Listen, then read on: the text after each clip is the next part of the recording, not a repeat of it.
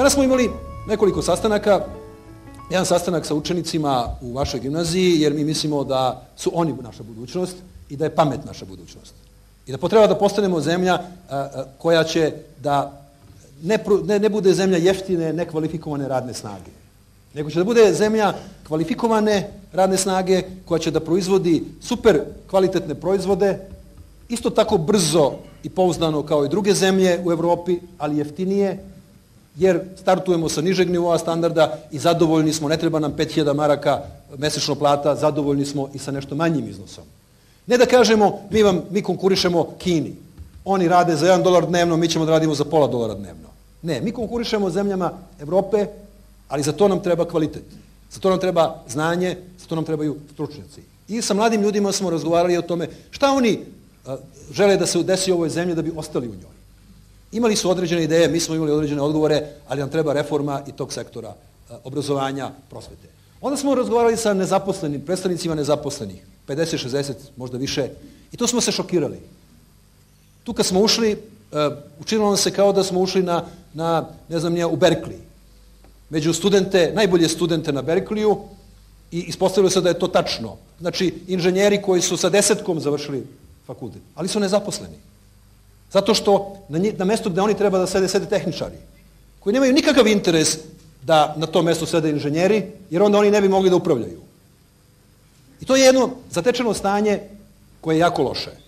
Ispostavilo se da ima jako mnogo mladih, vrlo stručnih ljudi u Užicu koji su na birou za zapošljavanje, a da na drugoj strani ima jako mnogo firmi koje ne posluju dobro jer nemaju dobar menadžment. I prvi naš zaključak je, mi ćemo morati malo da izmešamo karte ovde. Ne može da se desi da negde u nekoj štampariji upravljaju tehničari, a da istovremeno nema mesta za devojku koja je inženjer u istoj toj struci i koja je završila fakultet da bi mogla da upravlja jednim takvim preduzećem. I morat će se desiti mala promjena mentaliteta u Srbiji. Radno mesto više nije status privilegija koje dobijete na osnovu toga što poznajete nekoga i onda ste rešili sve probleme u životu, ne trebate više da radite.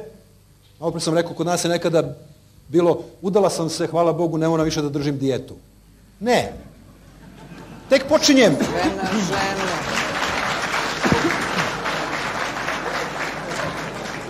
Naprimjer, ja držim dijetu zbog moje žene. Ne. Jer, tako je. Međutim, postavlja se pitanje da li mi činimo dovoljno u našoj zemlji da bismo išli u susret tom procesu ili mi čekamo.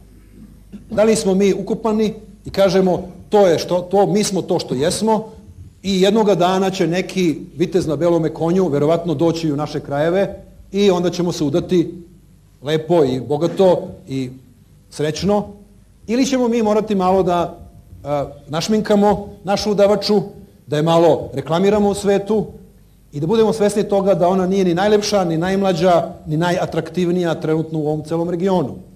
Da smo mi ti koji moramo da tražimo tog mladoženju. A da taj mladoženja, a to je investitor, ima takvih mladoženja prilično dosta. I u Mađarskoj, i u Češkoj, i u Poljskoj, i u Hrvatskoj, i u Rumuniji, i u Bugarskoj.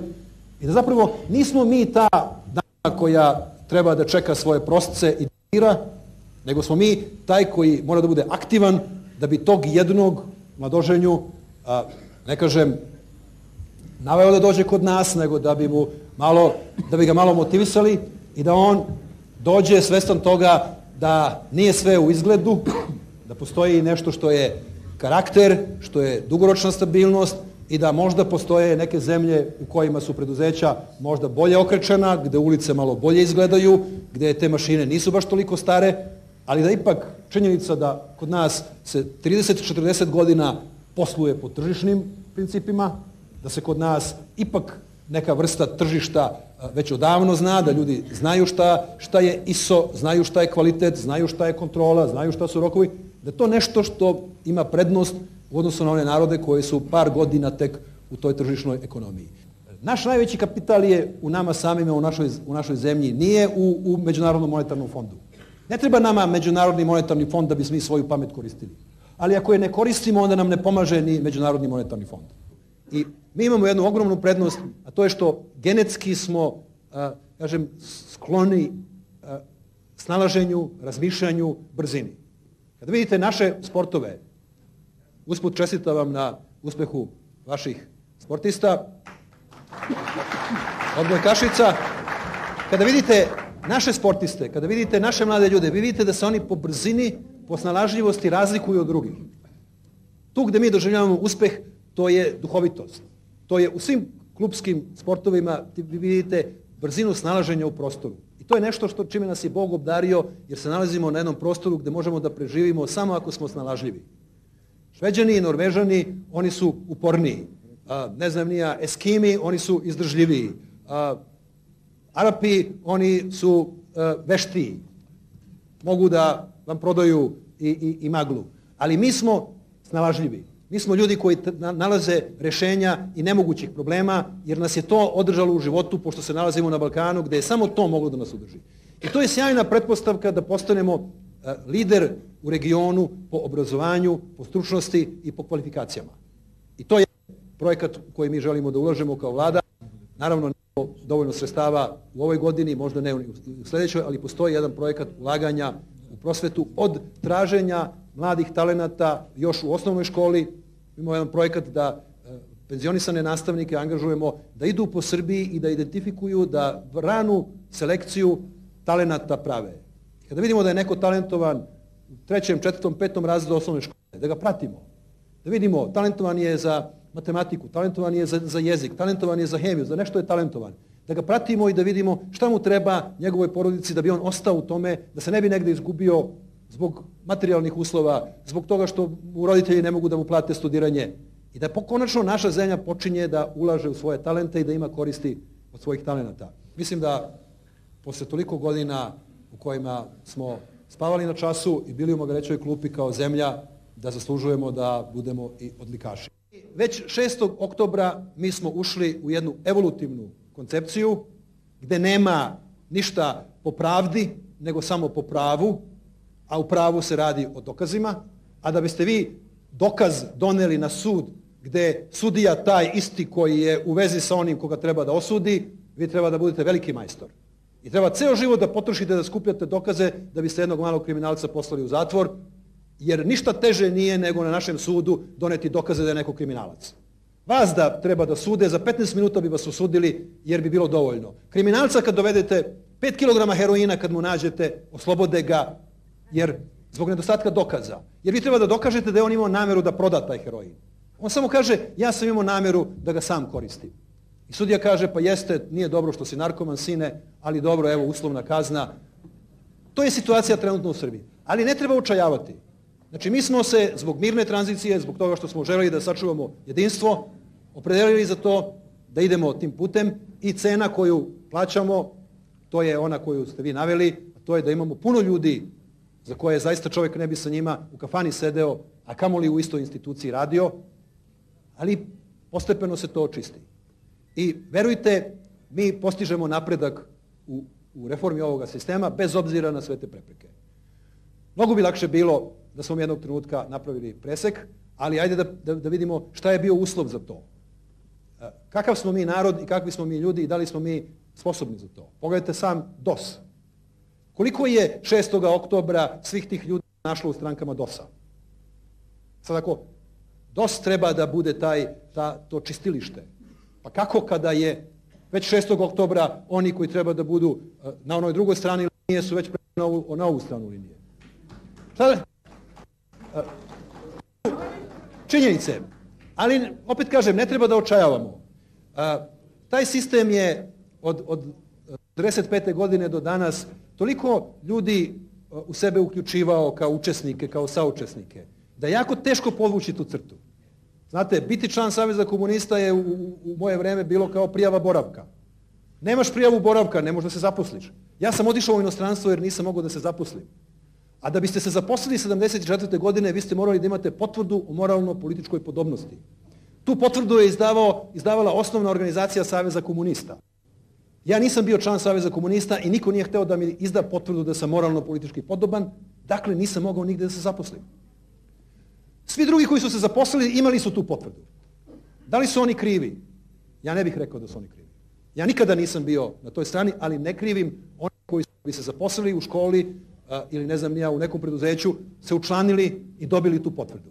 Tako da, ajde kažemo, da vidimo koje uslove neko mora da ispuni da bi ostao na svom radnom mestu. Stručne, profesionalne, da se trudi i da smenjujemo one ljude koji ne ispunjavaju te uslove. A da kažemo to što si bio član nečega ili to što si sada član nečega, to je tvoja privatna stvar. Dovoljno ćemo loših ljudi da smenimo ako budemo vodili računa samo o njihovim stručnim kvalifikacijama. Ajde na to da stavimo akcenat, pa ako imamo dovoljno stručnih ljudi da imamo viška, onda da kažemo ajde oni koji su bili u starom režimu, oni prvi idu napolje. Ali nemamo dovoljno stručnih ljudi.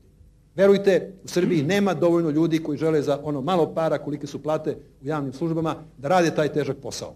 I konačno, još jedno pitanje posljednje na koje ja želim da odgovorim je stranke koje šire versku i nacionalnu mržnju.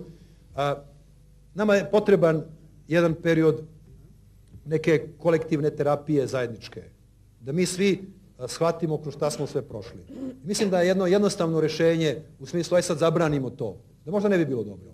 Mislim da većina ljudi treba da dobije šansu da se opredeli u odnosu na to. I velika opasnost je bila da će taj govor mržnje, taj jedan radikalizam, da će ponovo privući neke pristalice i da ćemo kao u drugim nekim zemljama u našem okruženju posle godinu dana neke demokratske tranzicije da će klatno ponovo da se vraća u te opasne vode nacionalizma, mitologije, ali to se nije desilo. I mi smo položili ispit kao narod. I mnogo je bolje bilo da pustimo mi te psihopate, da oni pokažu svoje pravo lice i da onda građani kažu šta misle o tome, nego da sud tu nastupi. Mi smo bili u jednoj osetljivoj situaciji da sudski to gonimo. I kad neko kaže nešto tako javno, da pokrenemo postupak, da zaštitimo integritet institucije, ličnosti i da onda nekoga ko kleveće i ko takve stvari iznosi, da ga osudimo. Međutim, ostao bi jedan mali gorak ukus da bi ljudi rekli evo sada plaše se izgovorene reči, evo ponovo verbalni delikt. Ne, ajde da vidimo da li će narod to da podrži i da li će ti koji rade takve stvari, da li će njihova popularnost da poraste. Sada su to strašila prošlosti. To su aveti. To je kao bude neki zemljotres pa onda neki kosturi izađu iz zemlje i onda oni koji su glasali za njih malo se stide. Pa kažu nikad ja nisam glasao za Šešelja. Ja za Šešelja? Ne, nikad nisam. To je prava stvar. Da dovedemo do toga da ni on ne glasa za sebe.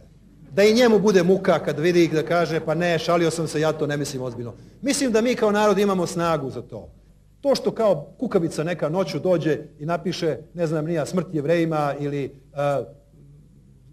ne znam nija šta sve piše, to je kukavičluk. Tako da, mislim da u ovoj fazi mi moramo da od građana Srbije zahtevamo da budu sudije i da ih pitamo i da vi svoje sugrađane pitate da li ćeš ti da glasaš za nekoga ko radi takve stvari i govori takve stvari. Da li ti možeš da budeš član te stranke? Znam, bio si. Da li možeš još uvijek? I onda u pitanju su ti, a nije u pitanju Šešelj. Ja tebe, mog komšiju, pitam da li možeš ti da glasaš za tog čovjeka?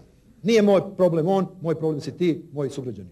I tu tražite da se povuče linija koja odvaja ono što je nepristojno od onoga što je pristojno i ja vam garantujem 90% Srbije je na strani pristojnog. I ako pogledate istraživanja javnog mnenja, vidjet ćete da 85% naših građana bezrezervno podržava evropsku integraciju. Ja vam se zahvaljujem što ste imali strpljenja večeras.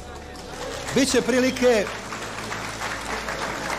Budite aktivni, budite pozitivni, nemojte da se predajete. Mi ćemo vam pomoći, ali i vi pomozite sami sebi. Svako dobro.